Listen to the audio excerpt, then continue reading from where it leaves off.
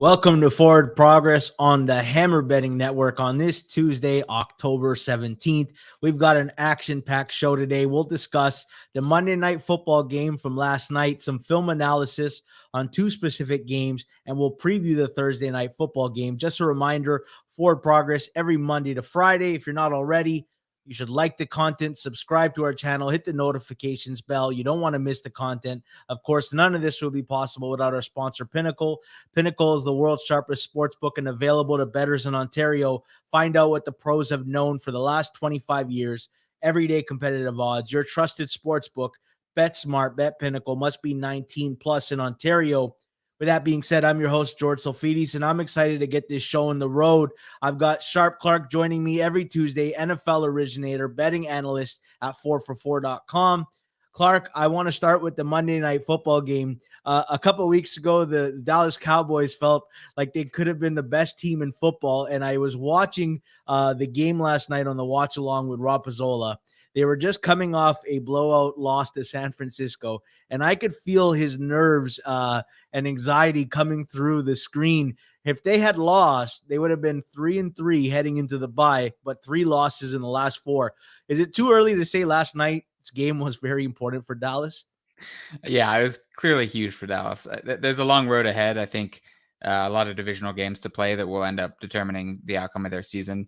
But I think even though they won, I came away not overly impressed. I mean, their defense played really well. Offense did enough to win the game, but I don't think either team really came off as I wanted to see at least one of the teams assert themselves. And I feel like the refs really asserted themselves, if anybody, on that field last night.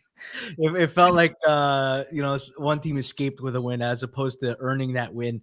How about the Chargers? The first drive, they come out, all passes. All right, Kellen Moore, revenge game. Great. We are going to lead this game by passing first. And then they get a touchdown on that first drive, and then they revert back to, a mix of run and pass. Should they just start letting Justin Herbert sling this ball or what? I mean, it depends on the matchup. They weren't running the ball successfully, so it was all on Herbert, regardless of whether or not they chose to run the ball. But at least running the ball kind of takes some of the hits off of him because he was getting hit a lot last night. Like, I know he only took the 1 sack at the very end, but the amount of times that the Cowboys line was in the backfield on Herbert, like within seconds of the snap, I mean, it was just he was getting crunched, and that's a way he's going to get hurt again. That's a way that he's going to make mistakes. And I think you have to kind of run the ball. Like, I hate to be one of those like old school football guys, but sometimes you got to run the ball to just take some of that aggressiveness out of the pass rush. So I didn't hate it. I wish the Chargers were better at running the ball, especially with Austin Eckler back, because it was all on Justin Herbert. And against a defense like the Cowboys, it's tough for any quarterback to succeed.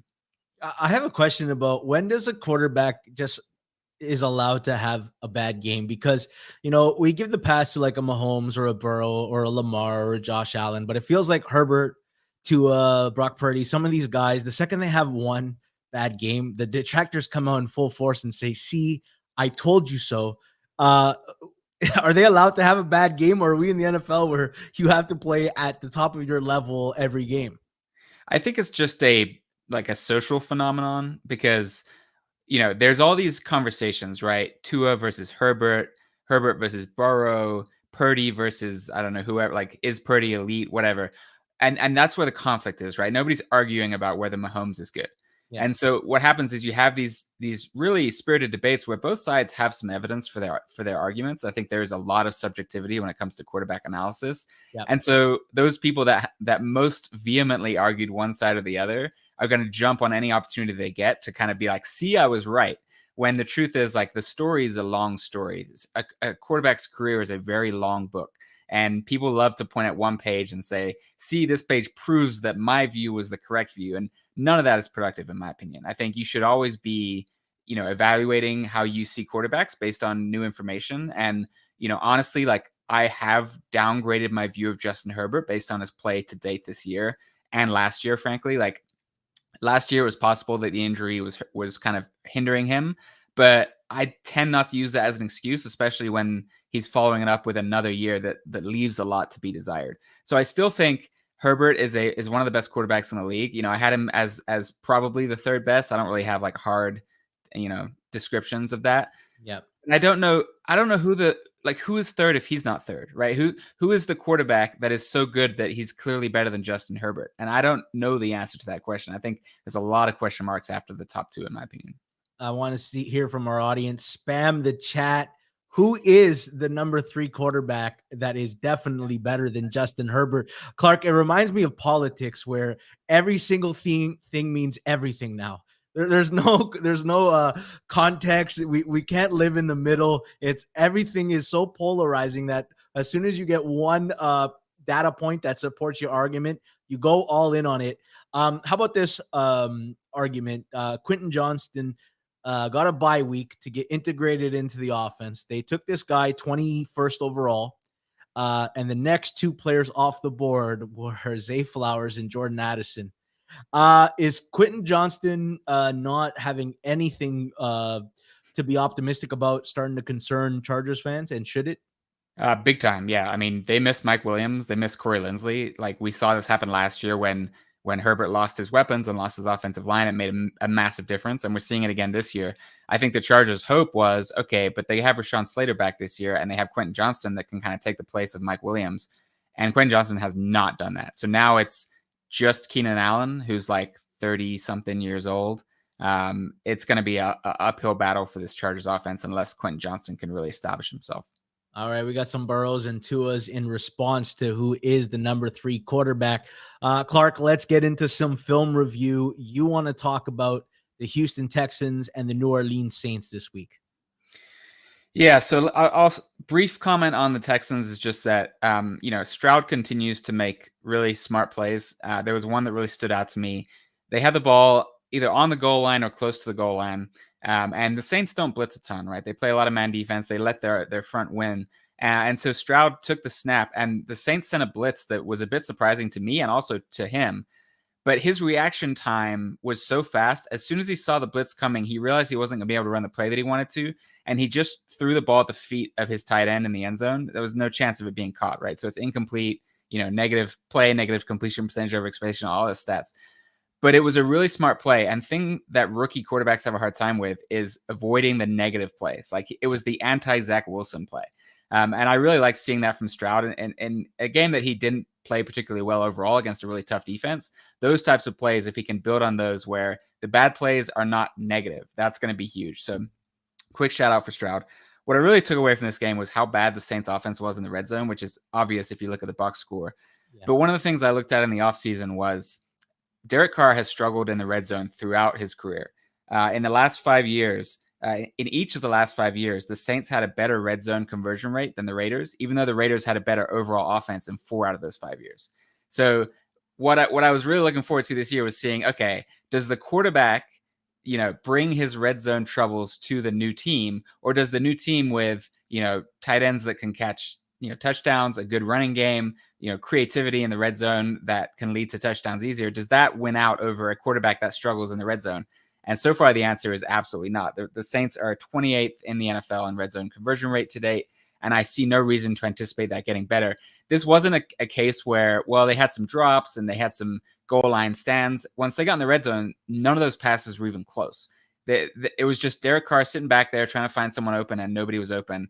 And it was just complete ineptitude in the red zone. So I don't expect this to get better. This is not one of those things that just, mean reversion, that kind of thing. I'm concerned about the Saints scoring points, which is why they keep going under. But I'm concerned about the Saints scoring points enough to justify my preseason expectations of that team. Yeah. For notes I wrote just for Houston, just quickly, I said, while they leave some meat on the bone, they're not making the backbreaking mistakes. And again, and when they do, the Saints fumble it right back to them. Yeah. Well, the thing with the Saints is in the first few weeks, they demonstrated a capability of hitting some explosive plays. I don't know if this correlates with Carr's shoulder injury or Kamara's return, but everything has been living underneath ever since. And Kamara's got 23 catches in 3 games, but for 86 yards, they're getting 3.5 yards every time they throw to Kamara. And I'm like, you're not using Olave properly. You're not using Shaheed's speed. And when you have to get 12 and 15 play drives to score, eventually you hit some resistance, you make a mistake. And that's why your offense needs an element of explosives. I just still feel that there's when on paper the Saints offense looks good from a weapons perspective, and we haven't seen it yet play out in a full game. We're gonna talk about the Saints and their offense when we preview the Thursday night game, which had some steam just before we went on the air. Do you have any more points on that game, Clark? No, that's my key takeaways. I watched the Bucks and Lions, and I didn't have a bet on the game, so this was like a really good objective view. I didn't have anything to like cheer for or complain about. I want to start with the Bucks. I kind of like what Dave Canales is trying to do. Like he threw the ball 37 times, only running it 16. The problem is a lot of those runs came on first down, and they only converted 2 of their 12 third downs, and a lot of them were they put themselves in long down and distance, whereas they had 13 first downs in the game. So 11 times they bypassed third down altogether, getting a first down.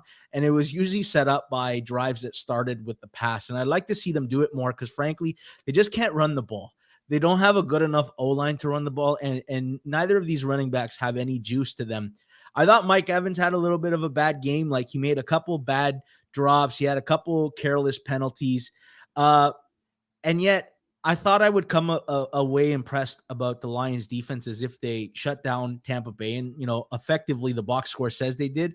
But there was some guys open, Trey Palmer a couple times that Baker just missed. And Baker's always had that where he'll just miss a throw by a yard or two. And some of those plays would have swung the game. Like they had one to Trey Palmer, gets behind everybody. He's got 5 yards on his closest defender, and Baker overthrows him, which would have made the game 10-10 entering half. For the Lions, though, I had more observations about the Lions. Ben Johnson continues to understand in the NFL, you got to pass to set up the run. They had a 2-to-1 pass to run ratio. He knows specifically in this game, the strength of this Bucs defense is the run defense. Whereas last week against Carolina, he just said, we'll just run it down their throat because we're capable of doing that with our O-line. You saw a little bit of like a mixed bag with Jameson Williams and what element he can bring to the offense. They lived in this game, though, on like high variance downs. Like they were 9 of 16 on third down, including a drive where, Clark, they converted 3 third downs of third and long. And it's like, yeah, that's very fortunate to get a touchdown on a drive like this, but I don't think that's sustainable on long term. But I came away with the impression, I said, who does this Lions offense remind me of? And it finally dawned on me in the fourth down when the Lions needed to kill the game out. They had a 7-minute drive to basically soak away most of the clock. And it reminded me of Drew Brees in the old Saints offense. Do you remember back then Drew Brees would be protecting a 1-score lead with 6 minutes to go, and then you'd never get the ball back because he was so accurate and methodical down the field? I look at the way this team is compromised. I go, very good O-line, capable run game, like dual-headed run game, just like they had with Ingram and Kamara. And it's okay with Montgomery, and ideally they're going to want it with Jahmyr Gibbs at some point. They live in the slot and to their tight end. So Marquise Colston and Jimmy Graham, and they're reinventing that now with Amon-Ra and Sam Laporta. And then I remember where Dan Campbell spent 5 years of his time coaching as an assistant in New Orleans, learning that. And I finally, Detroit starts to give me those vibes, all the way down to the quarterback plays really well in the dome, and it's questionable on the road in the weather. And I'm like, there's a lot of overlap between these two teams. What did you take away from this game? Yeah, I came away a little more impressed with the Lions. Like one of the things I look for, like third down conversion rates can be noisy in small sample sizes, especially 1-game sample sizes. But what I'm looking for is how easy are those third down conversions, to achieve. And I'm just impressed with whatever it is the Lions are doing on their offensive play calling. Like during the season, I don't have time to break down the all 22 very often because I'm watching every game, right? So I don't have the time to really like analyze what it is they're doing, but I know that it's working, and I know that what it's doing is creating really easy opportunities on third down, whether it's a third and short where there's like an easy lane for the running back to get 3 yards when he only needs 1, or there's Amon-Ra St. Brown in the flat with no defender even near him. Jared Goff's going to hit that pass every time. Yeah. These aren't the types of like miracle third down conversions you get from like Patrick Mahomes or Justin Herbert. And I think that is sustainable, like especially when they do that against a defense like the Bucs that is pretty decent.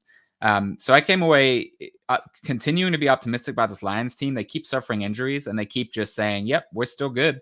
We're still good at defense." And like, yes, Baker missed a lot of throws, but the Lions are kind of doing what the Falcons are doing on defense, which is basically, we're just going to make everything difficult for you. And so if you're not going to make really good plays, you're not going to score on us. And they said that to Tampa Bay, and Tampa Bay didn't make any good plays and they didn't score. And so we'll see how that does for them when they play some stiffer competition. But for now, I think there's no reason to expect them to drop off. I think they're a good team. Yeah, I do too. I'm going to learn a lot about them in this Baltimore game. We often talk about how the box score can be misleading. Against the Chiefs, their pass defense looks very good, and against the Bucs, it looks like they did a very good job. And then I'm seeing, Chiefs receivers dropping open balls when they're not covered, and Tampa Bay not hitting open receivers. And I said, that is an example of a box score maybe not representing how good the coverage was on that one given game. Let's talk about 5-1 teams in the NFL. There's 5 of them. And I don't want to go pretender contender because I think all of them has a right to be considered a contender in some way. I just want to talk about what we like about them, what we're optimistic about them, and what we dislike and what we're concerned with. Let's start with the Kansas City Chiefs, the easy one, the defending Super Bowl champions. Clark, what do you like outside of the obvious, Patrick Mahomes? This Chiefs team is arguably the best Chiefs team that we've seen because of how good their defense is. We forget that Mahomes has never played with an above average defense. Maybe you could say towards the end of last year, they started getting pretty good. And they play in stretches. The defense has stepped up in key spots. But as far as game to game consistency, their defense is playing better than any Mahomes has played with, and it's not even close. Offensively, I'm just not concerned. Like, it's Patrick Mahomes and Andy Reid. I'd be concerned if Travis Kelce suffered an injury that knocked him out permanently, and he's kind of flirted with that twice now. I do think that they would struggle much more on offense if they didn't have him, but I just trust that this is a long season, and Andy Reid and Mahomes both view this season as a long season. Their goal is not, okay, we need to figure it out by week 6 or we're toast. Their goal is we need to understand who we are by week 15 so that when we enter the playoffs, like, we know exactly what our path looks like to the Super Bowl. And they do it every year. They stumble, early on through the middle part of the season as they figure stuff out. They've got talent at receiver, and I trust them to figure it out. So to me, the Chiefs are still the top Super Bowl contender and should be the favorites to win. And the thing is, Clark, you talk about how good their defenses look, like 3rd fewest points per drive allowed, 9th fewest yards per drive, 5th fewest yards per play allowed. They did it against like a Detroit offense that's pretty good, and a Jacksonville offense that's pretty good, and a Minnesota offense that's pretty good. So we can't even say, oh, they've played a soft schedule. I would like to see their offense look a little bit more like non-reliant on Travis Kelce. Because I wonder what happens when they play a Buffalo or Miami, where it's inevitable you're going to have to probably get to 30 to win the game. I'd like to see their offense get a little bit more rhythm, so it's not just Mahomes having to Superman the entire game. Let's move on to Miami, also 5-1. Clark, what do you like and what are you optimistic about when you think of the Dolphins? I think this is the best offense that I've ever graded. And that was true after a couple weeks. That was true after the next week. That was true after that. Like, at some point, you just have to say, okay, forget regression and outside of injury. And they did lose Achane. Outside of injury, this offense should continue to be as efficient as it is. We've seen NFL defenses struggle with the way that they implement the speed they have on that team. And we've talked about before how good of a processor Tua is, and he's just kind of operating comfortably. And then on top of that, there was all that offseason chatter about like his jiu-jitsu training and all this kind of weird stuff that Mike McDaniel's doing to get inside his head and stuff. It's actually making a difference on the field. Like, I saw Tua like get pushed back after a throw, and he kind of did like a rollback where he didn't hit his head. And that may sound silly, but like, that's a legitimate thing. Like, his effort, his recognition that like, okay, my body, I need to protect my body. It is like a level of mental preparation that I think can have impacts on other parts of the game. And I think we're seeing so many ways that Tua is taking a step forward this year. It's not even just on the sacks. Before, Tua would like scramble for 4 yards and try to truck a guy. And it's like, you're not big enough to be that kind of quarterback. Stop doing that. And he's gotten rid of that part out of his game.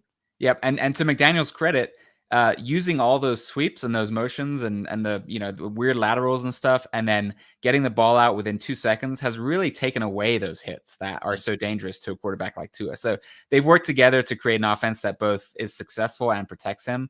I'm a little skeptical about how fragile the offense is. Like if they lose Tyreek Hill, if they lose Waddle for a longer period of time, as well as Achane, things can really get downhill fast here. But as of now, if they stay healthy, like this is the best offense in the league, and offense is the most important thing when it comes to winning championships. So I like that. Their defense sucks. They need to get better. They're just it's too much pressure, right? Because if they play a defense that manages to figure them out on offense, I have no faith that the Dolphins defense is gonna step up and like the way the Chiefs defense has had to, right? I don't see that coming from the Dolphins defense. That's a big flaw, as well as their schedule and the fact that I don't even project them to win the division. So a lot to be excited about on offense, but the path is difficult and the defense needs to step up. I have Arjun Menon that I had on the pod, and the episode's coming out today. And I asked him, Mike McDaniel, Kyle Shanahan, who's the better genius? And he said, I think it's Mike McDaniel, because the one thing we never saw from Shanahan, his passing attack and running attack weren't number one simultaneously. And right now, Miami's number one in every metric that matters offensively. The only thing I'll say about the defense is I'd like to see when Jalen Ramsey comes back, how Vic Fangio adjusts, because it's going to help out a lot. But I echo a lot of what you said about Miami and how good this offense has been. Let's talk about San Francisco then, the other the teacher of Mike McDaniel. What do you like and what are you optimistic about? And then what concerns you about this team? I'm very optimistic on the Niners too. They would be number 2 behind the Chiefs for me in terms of Super Bowl odds. They play better defense than any of the teams on this list, and their offense is really good too. They had one bad game, and watching that game back, the confluence of things that happened in that game, like you've got Brock Purdy dealing with the weather with his tiny hands, can't hold on the ball. That mattered. They lost Deebo Samuel early, and then there were several plays after that where they were using Ray McCloud as sort of a Deebo role, and he wasn't in the right position, and they had delay of games, and they had false starts, and they had holdings, and like how many times they had 1st and 20, 2nd and 20, 2nd and 25 against a defense like the Browns. Like you're just disrupting everything that they tried to do, and then Trent Williams went out late, and Christian McCaffrey went out late. It was everything was going wrong, and still he drove down the field with the help of a call from the ref, but he drove down the field to put them in position to kick a field goal and win that game with everything that was going on. So I'm not concerned about the 49ers moving forward. None of the injuries sound serious. I saw a report this morning that said all the guys that were hurt might play this week, but maybe they won't, but they will be playing in a few weeks. So as long as they can avoid catastrophic injury, the 49ers should be considered the clear favorite in the NFC. Yeah. I want to see Brock Purdy in more game scripts where he's not playing from a gigantic lead.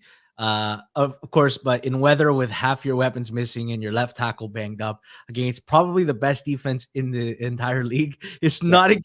So those who wanted to point to that game, like I told you, Brock Purdy, it's like, no, now we swung the other way of like the absolute worst game script possible. We need a little bit more context in other game scripts in different situations. Let's talk about Detroit. They are 5-1. What do you see that you like and you're optimistic about, and what do you dislike and what's your concern? Detroit for me is similar to San Francisco. They're like San Francisco light. You've got the quarterback with tiny hands that struggles in the elements, which is going to be interesting because neither one of them may play a playoff game in the elements. So that may not even matter. Mm-hmm. But you've got an offense that's really well designed. I think you have to throw Ben Johnson in the ring with Mike McDaniel and Kyle Shanahan, to be perfectly honest. Jared Goff is playing above his weight level, and they're getting healthier potentially. Like it's a week to week thing with the Lions. But their defense has been playing really well. Aiden Hutchinson, obviously a big step forward. If they get Brian Branch back, he's been huge as a rookie. The rest of that secondary has been playing really well. And so this is no longer a team that relies on outscoring opponents by scoring on every drive. This is a team that can play on both sides of the ball. And I'm excited to see how the offense keeps progressing as they get guys back. This is a team that should win their division fairly easily at this point, which is a big advantage. And the NFC is still weaker than the AFC, in my opinion. So I think the path is there for them to get a 1 or 2 seed and play some home games in the playoffs. And that's, I think, a really, really promising sign for this team. I really want to use this game right here against Baltimore to I don't want it to define who they are, but I'd like that data point just because, you catch KC right situation week one, a late injury to Kelsey in the week. So they can't adjust a full game plan. And, Atlanta, Green Bay, Carolina, Tampa Bay are not good offenses. So while Detroit's defense has looked good, I'd still like a little context when they play Baltimore, who's got a lot of different ways to beat you offensively. Let's look at Philadelphia. They I don't think lose. Baltimore is particularly good on offense either, but we'll see. They're multiple though. If they can just get out of their own way with drops and red zone inefficiency. Philadelphia also lost their first game of the year and probably will lose their second game of the year this week. What do you like and what do you dislike about the Philadelphia Eagles? So Philadelphia is like Miami light to me in terms of they're also a fragile team that is relying on staying healthy. Like if Lane Johnson is hurt, they already lost a guard. I think people underestimate just how important the Eagles' offensive line is to their success. Mm-hmm. It's absolutely massive. They become a completely different team if their offensive line starts getting hurt. So Lane Johnson matters. And then, receivers too. Like if AJ Brown goes down, that's massive. Or Devonta Smith. So I think this is a fragile team that has defensive problems, just like the Dolphins have defensive problems, that thus far have been hiding their defensive problems by playing such good offense. And what we saw against the Jets was a couple things didn't go their way. These are high leverage things that are not very predictive. So I don't anticipate them to lose the turnover battle 4-0 every game, obviously. Yeah. But the point is that their defense isn't good enough and their offense isn't good enough to overcome those mistakes. They were in a position where that mistake cost them the game at the end of the game because they weren't good enough to beat the Jets defense. And we didn't get a lot of sample size of this Eagles offense against really good defenses last year. We haven't even really seen it this much this year. The one time we saw it last year was in the playoffs against San Francisco, and their offense actually did not look good early in that game. It was sort of like they basically had enough possessions because the 49ers could do nothing on offense and then eventually scored on some short fields and kind of got things going in the second half and things fell apart. But this is not an offense that I trust to beat the best defenses in the league. And so if you're going to come out of the NFC, you're going to have to beat some of the really good defenses. I think we're going to learn a lot when they play the Cowboys, but not a team that I'm super high on. I also I don't love their secondary this year. They brought back Darius Slay and James Bradbury. As soon as they lost Avonte Maddox, you start to see how fragile their secondary is, because I know Slay and Bradbury had very good years last year, but it was preceded by a couple iffy years. Corner is a little bit volatile, and you got two corners who are getting older or close or on the wrong age of 30. I'd like to see what happens when they have to play a really high passing attack. We got a sense of it with Minnesota, who looked very good. And you can't rely on Minnesota fumbling it 3 times inside the 20-yard line to show how good your defense is, because they've only got 2 interceptions. And last year they lived off of having a positive turnover differential. And the one strength they do have, they still have a very good D-line. But what happens when they play San Fran and Detroit, who have either a good O-line or a very good scheme and can mitigate the advantage the Eagles have? The best advantage the Eagles have in the NFL is they're the best team in the trenches, O-line, D-line combination. Maybe Cleveland is the other case of that combination. So I actually wonder how well they stack up against the other top teams in the NFC. I don't like how their matchup advantages are. And I'm really curious to see how a Darius Slay, and if he plays, and James Bradbury secondary is going to hold up this weekend when they're under pressure. Old guys running around chasing very fast young receivers is usually not a good combo in the NFL. Let's pull up their Super Bowl odds, Jason Cooper, all 5 of these teams, because they're all 5-1, and they're all in line to get a 1 seed, and from there it's 2 home games and you're into the Super Bowl. Right now they're currently the 1st, 2nd, 3rd, 4th, and 6th odds: San Fran, KC, Philly, Miami, and Detroit. Clark, do any of those stand out as having value, or is it too late? 5-1 right now. It's very hard to find value in any of these teams. Yeah, it's pretty tough to find value. I mean, I don't typically play, in-season futures all that much because they tend to, reflect what's happened in the year. I think Kansas City at plus 530 is potentially my favorite on the list, or the Bills at plus 950, honestly. Like, I know that's not one of the 5 teams we talked about, but I think one of the things that I'm looking to outside of those 6, to be honest. yeah, outside, exactly. I think that when you get into the playoffs and you get on a Super Bowl run, like having a quarterback that can deliver in that moment is just such a huge edge. It magnifies that edge beyond anything that we think of. So the 49ers have been the best team in the league so far in my, based on my ratings. But like you said, like if Purdy struggles, what is their answer, right? Yeah. You have to have that. They have to win on defense, right? And if things kind of get out of hand in one of those games, I don't trust Purdy to bring them back from the brink the same way that I would with a quarterback like Mahomes and Allen. So, I think the odds reflect that, right? Because the rest of the squads on Kansas City and Buffalo have not been playing as well. In the Bills are injured. Yeah. But yeah, I mean, the Dolphins are too fragile. The Eagles to me is the most egregious price. That should be that. I think it should go Kansas City, San Francisco, and then it's Buffalo. I would maybe even put Detroit over Philadelphia at this point. So I guess I kind of talked myself in maybe Detroit 10-1. When a team's 5-1, you're usually buying at the top of their market value. Like unless you think they're gonna finish the season 13-4 or better, you usually are buying at top of market. So I'd like to look at a team that maybe has a couple losses and one or two that shouldn't have been losses, like fumbling 4 times against Indianapolis and dropping a million balls against Pittsburgh. I look, and that Baltimore team kind of stands out to me. And they're getting healthier and they've dealt with all their issues. And despite all that, they have a positive record.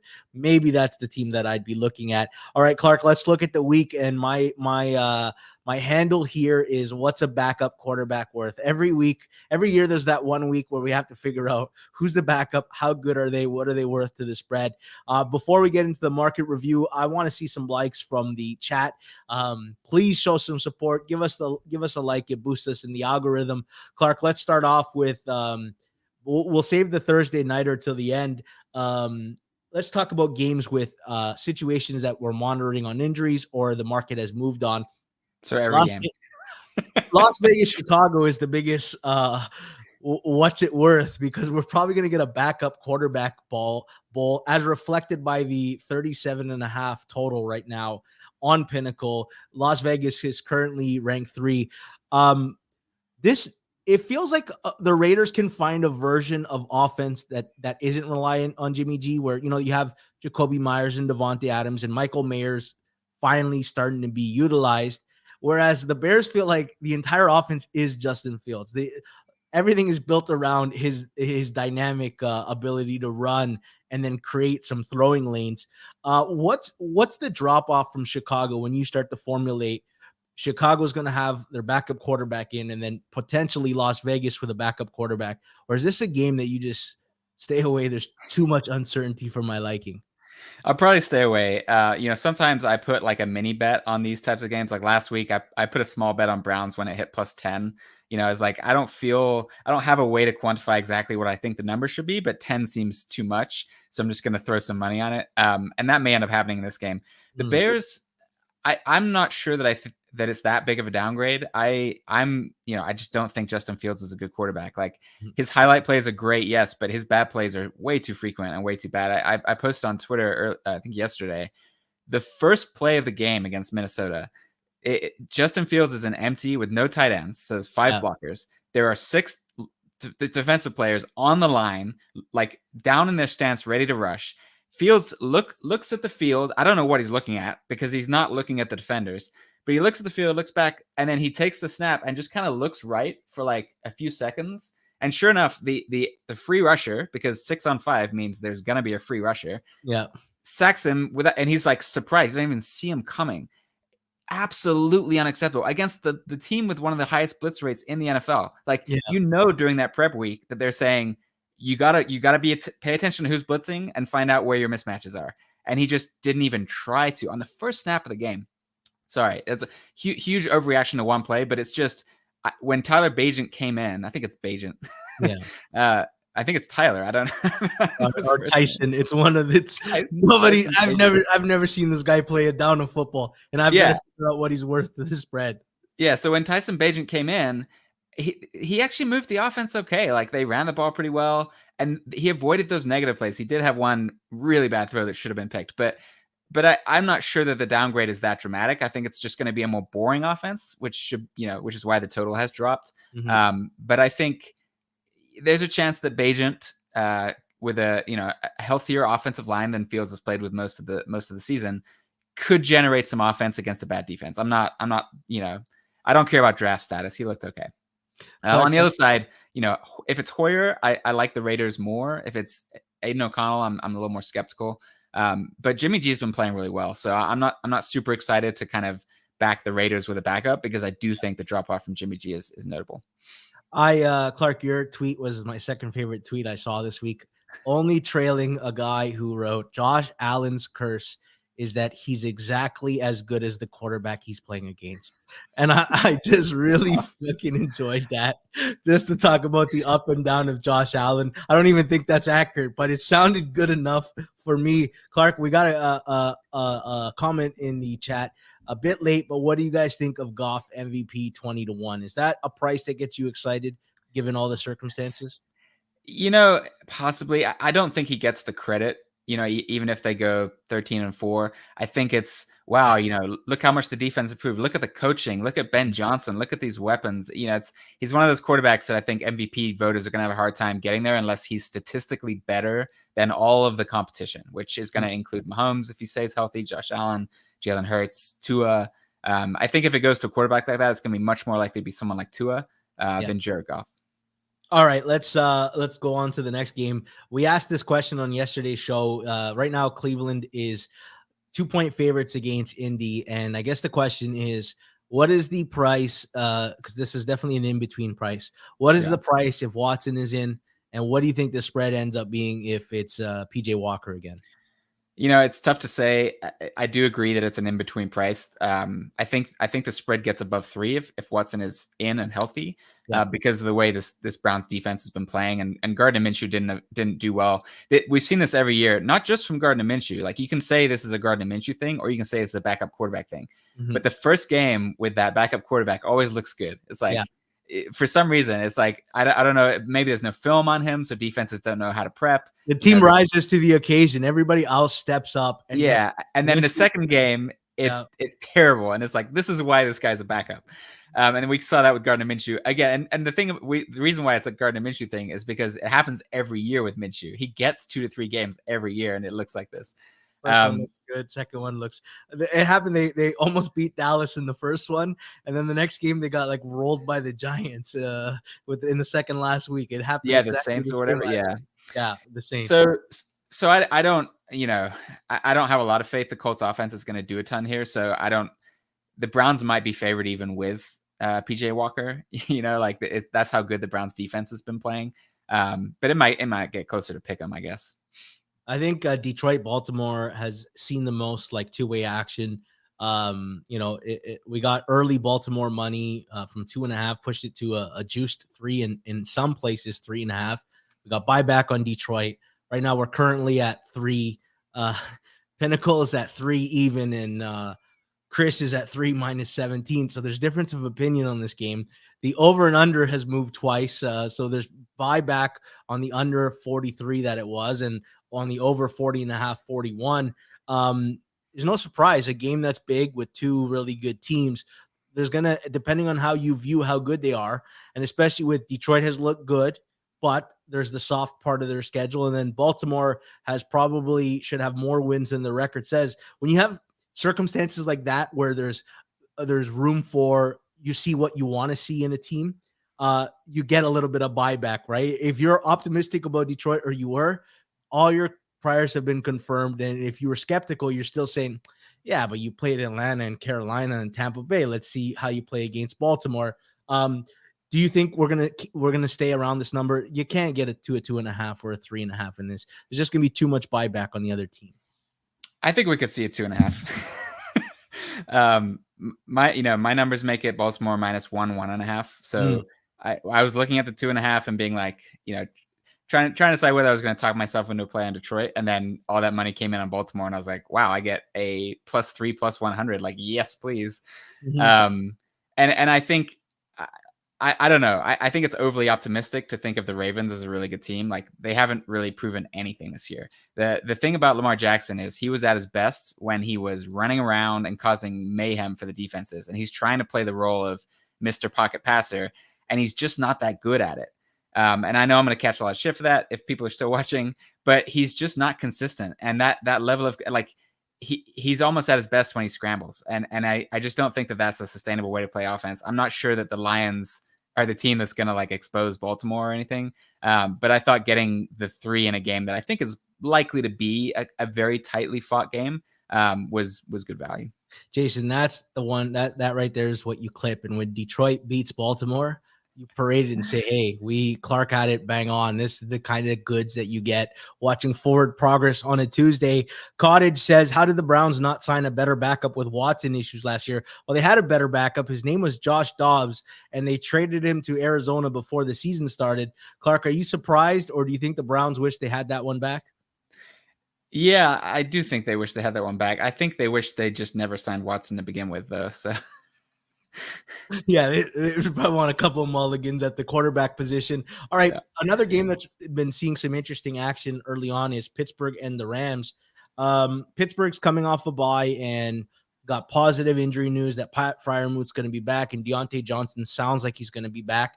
And the Rams got some negative injury news in that both their running backs could be missing the game, as well as I don't want to say their number one corner because it doesn't feel like they have one, but one of their starting corners had some legal issues, got arrested.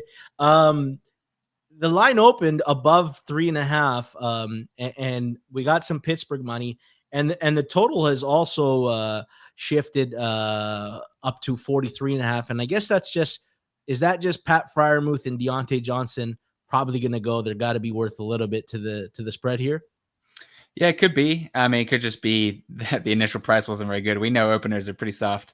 The Rams have a lot going on, right? And on top of all that, you got Sean McVay's wife might give birth, either during the week or on game day, either of which could impact their preparation or participation in this game, right? It could be Raheem Morris playing head coach, and a lot of uncertainty that creates a lot of weird dynamics. The Rams have been playing really well this year, and the Steelers have not been playing really well despite their record. So I think the 3.5 made sense to me. But with all the uncertainty, and Deontay Johnson matters a ton. Like, their offense sucks when they have nobody getting open, and that happens when Deontay Johnson and Freiermuth are not on the field. So I think there's a lot of reasons to expect the Steelers to be the best version of themselves that they've been all year in this game. Yeah. And lots of reasons to question whether the Rams are going to be the best version of themselves. So that combination, I think, brought money on Steelers. All right, let's look at the final game. It's the Sunday nighter. Miami at Philly. It opened 2.5, and we got some Miami buyback.